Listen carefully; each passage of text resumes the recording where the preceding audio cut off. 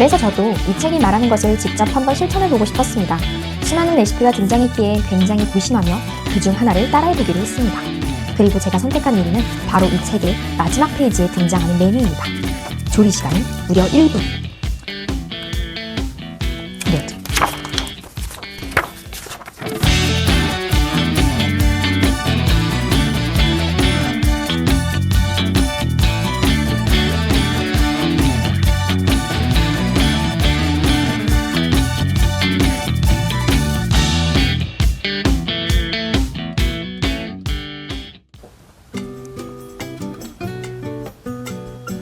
안녕하세요.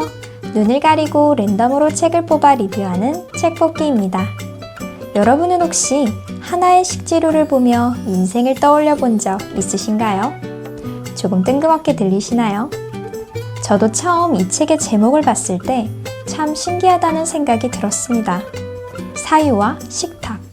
어쩌면 전혀 어울리지 않을 것 같은 두 단어가 만났기 때문입니다. 그래서일까요? 이 책에는 과연 어떤 이야기가 담겨져 있을지 더욱 궁금해지더라고요. 게다가 책을 펼치자마자 100가지 이상의 요리 레시피들이 막 등장하는 걸 보니 단순히 사유라는 말이 들어갔다고 해서 우리가 흔히 떠올리는 철학이나 심리학 책과는 조금 다른 유형으로 접근하고 있다는 느낌도 받았습니다. 그렇습니다. 이 책은 식탁 위의 작은 재료 하나에서부터 출발해 무려 우리 삶의 본질까지 다시 생각해보게 만드는 책, 알랭 드 보통의 사유식탁입니다. 과거 서양의 많은 지식인들은 요리사는 결코 사상가가 될 수 없다고 생각했습니다. 지성의 영역과 음식의 영역은 서로 완전히 다른 세계라고 여겼기 때문입니다. 실제로 우리가 강의실과 식당을 비교해봐도 이 생각이 얼마나 깊게 자리 잡고 있었는지 알 수 있습니다. 식당은 단순히 음식을 먹는 공간이 아니죠. 실내 인테리어, 음악, 조명, 그리고 웨이터의 복장까지도 세심하게 고려됩니다. 하지만 강의실은 어떨까요? 지식을 전달하는 공간임에도 그런 감성적인 요소들은 상대적으로 크게 고려되지 않는 경우가 많습니다. 마치 지성과 감성이 서로 분리된 것처럼 말이죠. 하지만 알랭 드 보통은 이러한 오래된 생각에 의문을 던집니다. 우리가 지극히 이성적인 공간이라고 느끼는 정치 분야에서도 사람들은 이미 오래전부터 미술, 음악 같은 예술을 함께 사용해왔습니다. 종교도 마찬가지죠. 때로는 100마디의 이성적인 설명보다 단 한 번의 강렬한 감성적 경험이 사람에게 더 큰 영향을 주는 것을 이미 잘 알고 있었기 때문입니다. 따라서 저자는 말합니다. 우리의 미각 역시 마찬가지라고요. 음식은 단순히 생존을 위한 의식주의 한 부분이 아니라 인간과 음식의 관계 속에서 삶을 이해하는 하나의 철학이 드러나는 영역이라고 말입니다. 바로 이런 생각에서 출발한 책이 알랭 드 보통의 사유식탁입니다. 이 책 속에는 재미있는 이야기도 있습니다. 철학자 니체가 남긴 유명한 말, 신은 죽었다. 우리는 흔히 이 말이 어떤 거대한 철학적 통찰에서 시작되었을 거라고 생각하지만 흥미롭게도 그의 사유는 리조또라는 음식으로부터 받은 감동에서 출발했다고 합니다. 니체는 리조또가 가볍고 산뜻하면서도 섬세한 만족감을 주는 음식이라고 칭찬하며 자신의 글과 인성 또한 잘 만들어진 리조또처럼 활기차고 직접적이며 장난기 있기를 바랐다고 합니다. 느리게 명상하듯 리조또를 끓이고 있으면 그와 비슷한 안도감이 느껴진다. 주의가 필요하지만 그렇다고 엄청나게 집중할 필요는 없는 과정을 반복하다 보면 더 이상 머릿속에서 전전긍긍하거나 불안하지 않은 채 좀 더 깊고 천천히 생각할 수 있게 된다.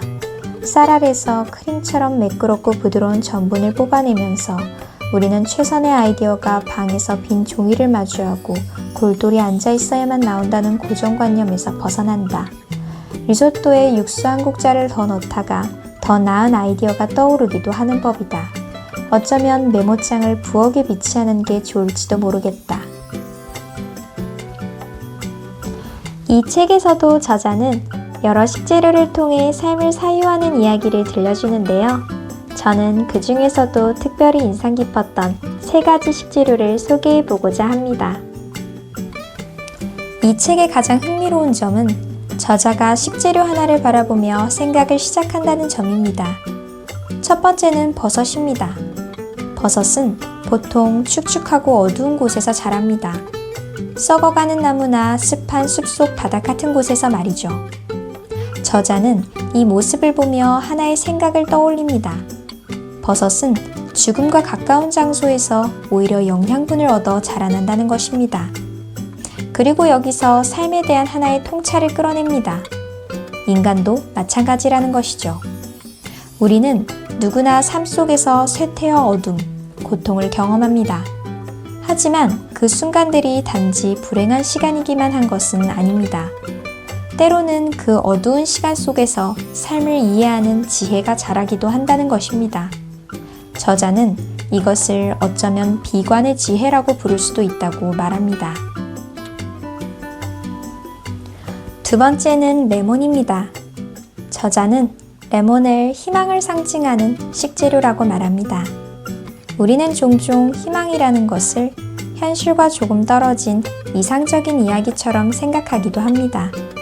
하지만 우리의 삶을 돌아보면 우리가 해낸 많은 일들은 작게든 크게든 어떤 희망을 전제로 시작된 것들입니다.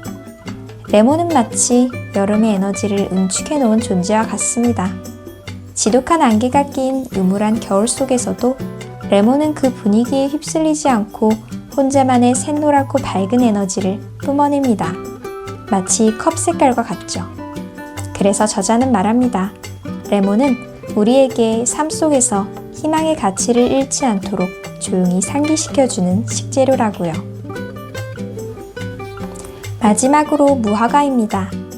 무화과는 레몬처럼 쨍한 에너지와는 조금 다른 성숙한 맛을 가진 과일입니다. 수수한 껍질만 보면 그 안을 쉽게 짐작하기 어렵지만 막상 열어보면 밝고 풍성한 속살을 가지고 있습니다.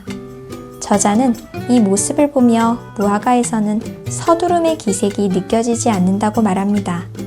차분하고 인내심을 가지고 타인의 반응에 일희일비하지 않는 태도.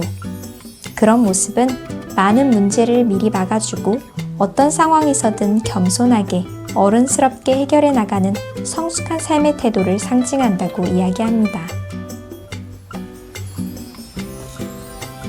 세상 만사가 좀 더 명료했더라면 삶은 훨씬 더 쉬웠을 것이다. 흰색은 취하고 검은색은 버리면 되니까. 반면 희망과 후회가 교묘하게 섞인 회색은 다루기 어렵다. 우리는 어떤 이가 순수하고 다른 이는 끔찍하다고 재단하지 못해 안달이다. 삶도 똑같이 흙과 백으로 재단하려 든다. 하지만 달콤 쌉쌀한 기억이 전하는 교훈을 이해한다면 삶의 양면성을 받아들이게 된다. 대조되고 반대되는 두 가지 감정을 부정하지 않고 모두 수용하는 것이다. 둘 다 중요하기에 어느 하나도 부정할 수 없다. 우리는 정말 골치 아프도록 뒤죽박죽인 경험을 부정하기보다는 인정해야 한다. 이 책의 또 하나 흥미로운 점은 각 식재료에 대한 사유 뒤에는 실제 적용해 볼 수 있는 요리 레시피도 함께 소개된다는 점입니다. 아보카도면 아보카도 파스타, 감자면 감자 스프, 이런 식이죠. 그래서 독자는 글을 읽는 데서 끝나는 것이 아니라 직접 요리를 만들어 보며 그 재료를 다시 바라보는 경험을 하게 됩니다. 여기서 저자는 식탁에 대한 또 하나의 이야기를 덧붙입니다. 우리는 누군가를 대접하는 식사를 준비할 때 대개 상대가 무엇을 좋아할지에만 신경 쓰게 됩니다. 그러다 보면 정작 내가 좋아하는 음식, 내 개성이 담긴 음식이 가진 고유성은 잊어버리기 쉽습니다. 하지만 저자는 말합니다. 내가 진정으로 좋아하고 향유하는 것을 상대방에게 더 분명하게 소개할수록 그 식사 자리는 오히려 더 매력적인 방향으로 나아간다고요. 거창한 식사도 좋지만 복잡한 요리가 언제나 좋은 인상을 보장하지는 않는다. 때로는 단순한 게 더 나을 수도 있다. 한쪽으로 치우치거나 변색된 요리가 매력의 중요한 요소를 식탁 위에 올리기도 한다. 불안에 대한 솔직한 인정, 실패를 기꺼이 인정하려는 태도, 그리고 허세와 야망을 희극적으로 표현할 줄 아는 친절이 바로 그것이다. 그래서 저도 이 책이 말하는 것을 직접 한번 실천해 보고 싶었습니다. 수많은 레시피가 등장했기에 굉장히 고심하며 그중 하나를 따라해 보기로 했습니다. 그리고 제가 선택한 요리는 바로 이 책의 마지막 페이지에 등장하는 메뉴입니다. 조리 시간은 무려 1분.